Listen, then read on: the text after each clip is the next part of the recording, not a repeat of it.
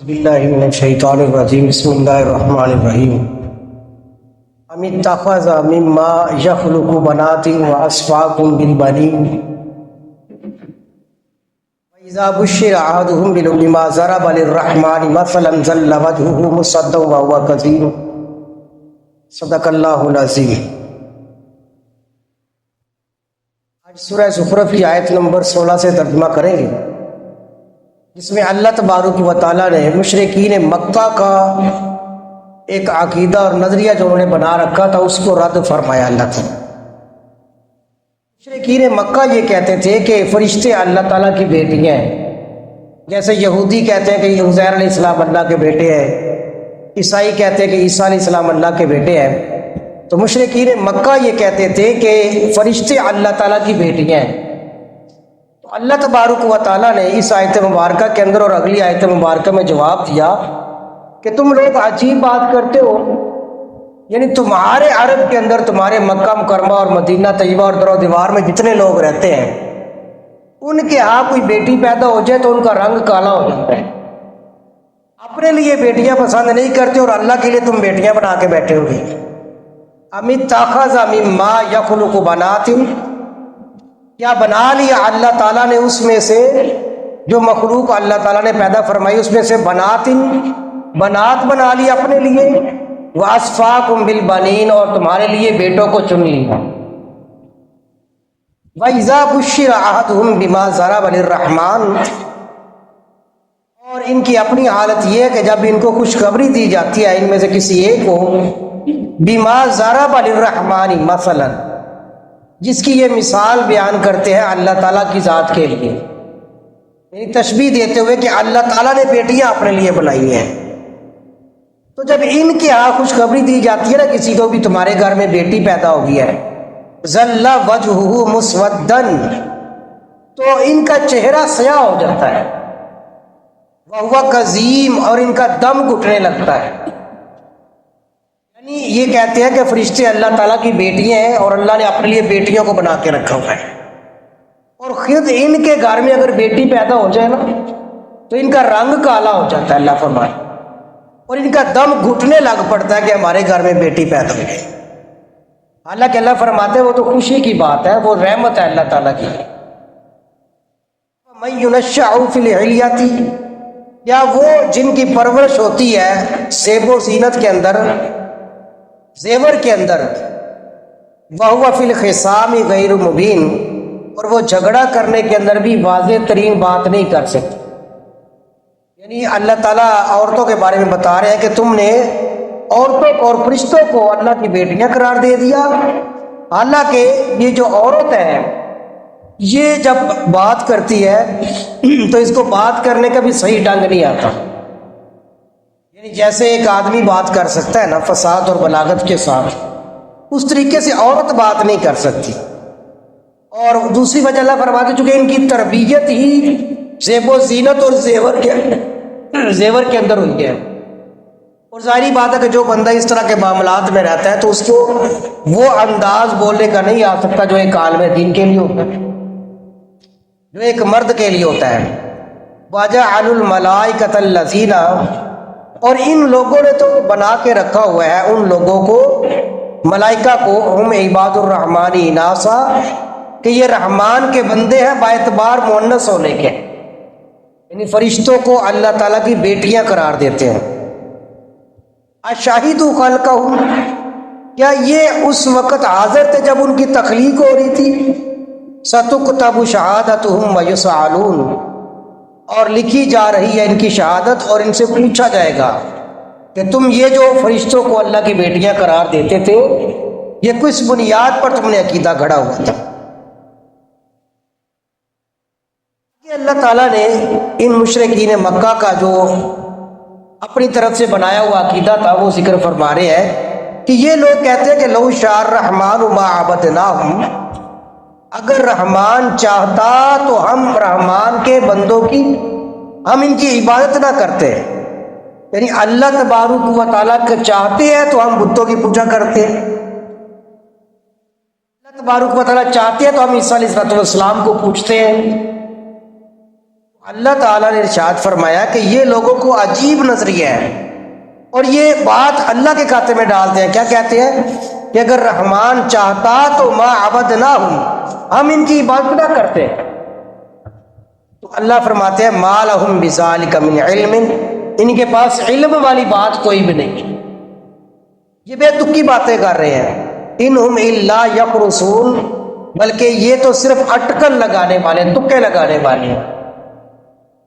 یعنی جب یہ بتوں کی پوجا کرتے تھے تو آگے سے یہ ایمان والوں کو کہتے تھے کہ ہم اس لیے پوجا کرتے کہ اللہ تعالیٰ چاہتے ہیں تو ہم پوجا کر رہے ہیں نا، اگر اللہ تعالیٰ نہ چاہتے تو ہم کیسے کر لیتے.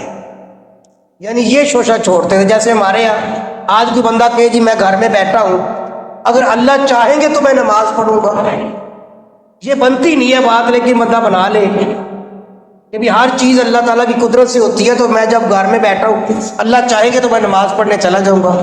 یعنی خود نہیں اٹھنا، اللہ کے کھاتے میں ڈالنا. بھوک لگے گی تو کھانا ضرور کھائیں گے، یہ نہیں کہیں گے بھی کھانا خود بخود آ جائے گا پیٹ میں، نہیں. لیکن ایسے لوگ مل جائیں گے بھی کہیں گے نماز پڑھنی اگر اللہ چاہیں گے تو ہم پڑھ لیں گے، اگر اللہ نہیں چاہیں گے تو ہم نہیں پڑھیں گے. تو یہ مشرکین مکہ بھی کیا کہتے تھے کہ ہم ان بتوں کی جو پوجا کرتے ہیں نا وہ اس لیے کرتے ہیں کہ اللہ تعالیٰ چاہتے ہیں. معاذ اللہ سنت. تو اللہ نے فرمایا ہم آتیناہم کتابا من قبلہ، کیا اللہ تعالیٰ نے، اللہ فرماتا ہے کہ ہم نے ان کو اس سے پہلے کوئی کتاب عطا کی ہے ان کو، فہم بہ مستمسکون، کہ جس کی وجہ سے یہ بڑا مضبوطی کے ساتھ تھام کے رکھے ہیں. یعنی یہ جو بات کر رہے ہیں کہ ہم اللہ تعالیٰ کے چاہنے سے کر رہے ہیں، یہ کس کتاب کے اندر ان کو ہم نے کہا؟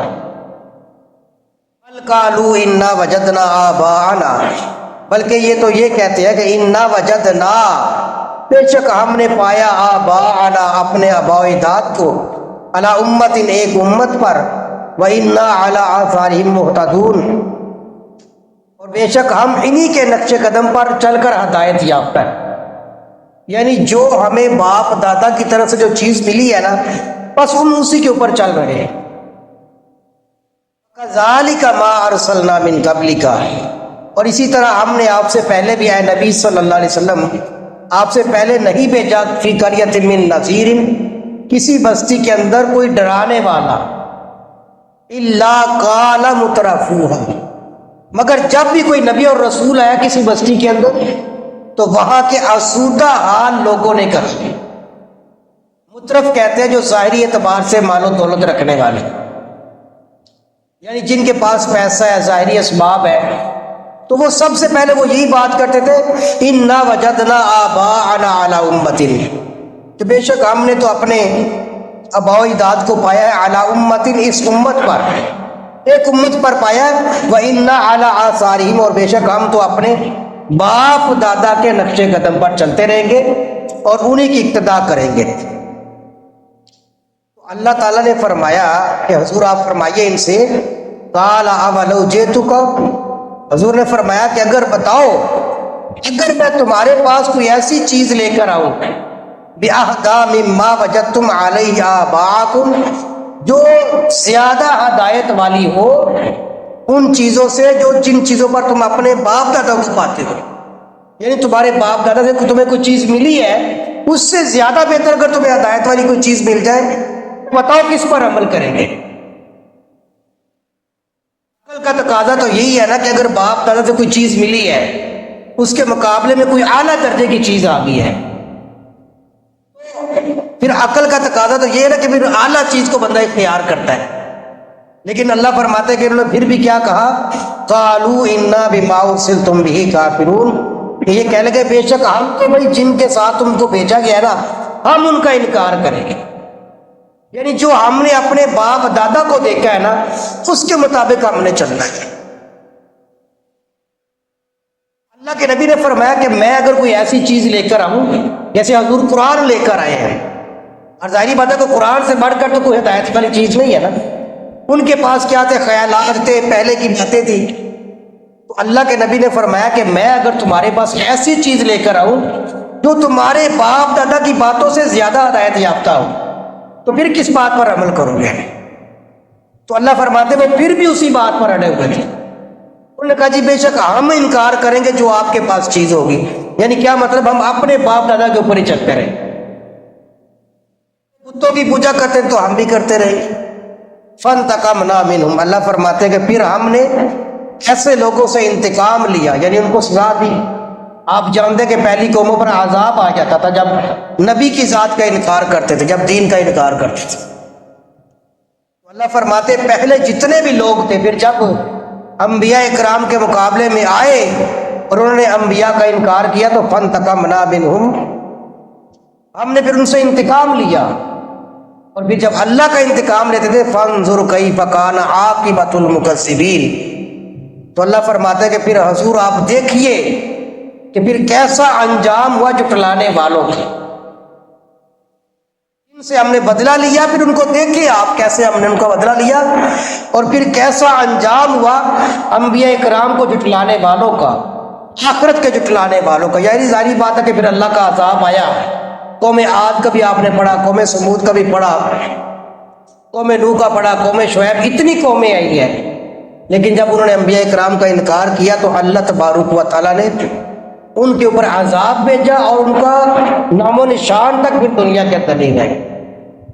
تو یہ آیت مبارکہ اس بات پر دلالت کرتی ہے کہ ہم نے اپنے عقائد اور نظریات کو نہیں دیکھنا، اپنے باپ دادا کو نہیں دیکھنا کہ باپ یہ کرتا تھا، دادا یہ کرتا تھا۔ ہمارے یہاں بہت سارے لوگوں کو کوئی بات سمجھائی جاتی ہے، لوگ کہتے یار ساڑھے باپ دادا کرتے رہنا، وہ سارے غلط سی۔ نہیں، اگر آپ کے باپ دادا قرآن اور سنت کے مطابق تھے تو پھر ٹھیک ہے، اور اگر ان کی تعلیمات قرآن و سنت کے مطابق نہیں ہے تو پھر تمہارے باپ دادا کی کوئی حیثیت نہیں ہے قرآن کے ساتھ۔ اس لیے کہ ہمیں قرآن اور سنت پر حکم ہے عمل کرنے کا، باپ دادا بعد کی بات ہے۔ ابراہیم علیہ السلام نے جب دعوت دی نا قوم کو، تو قوم نے کہا کہ ہم نے تو اپنے باپ دادا کو پایا، باپ دادا بھی یہی کام کرتے رہتے۔ تو ابراہیم علیہ السلام تو بڑے سخت جواب دیا، آپ نے فرمایا انتم وآباؤکم فی ضلال مبین، اگر تم شریعت کے مقابلے میں اپنے باپ دادا کی بات کرتے ہو پھر تمہارے باپ بھی گمراہ تھے، تمہارے دادا بھی گمراہ تھے۔ تو باپ دادا کی بات وہی مانی جائے گی جو قرآن اور سنت کے مطابق ہوگی۔ اللہ پاک ہمیں عمل کرنے کی توفیق۔ الحمدللہ رب العالمین والصلاۃ والسلام علی سید الانبیاء والمرسلین۔ اللہم ربنا آتنا فی الدنیا حسنہ وفی الآخرۃ حسنۃ وقنا عذاب النار وقنا عذاب القبر وقنا عذاب الحشر وقنا عذاب المیزان۔ صلی اللہ تعالی علی خیر خلقہ محمد وعلی آلہ وسلم۔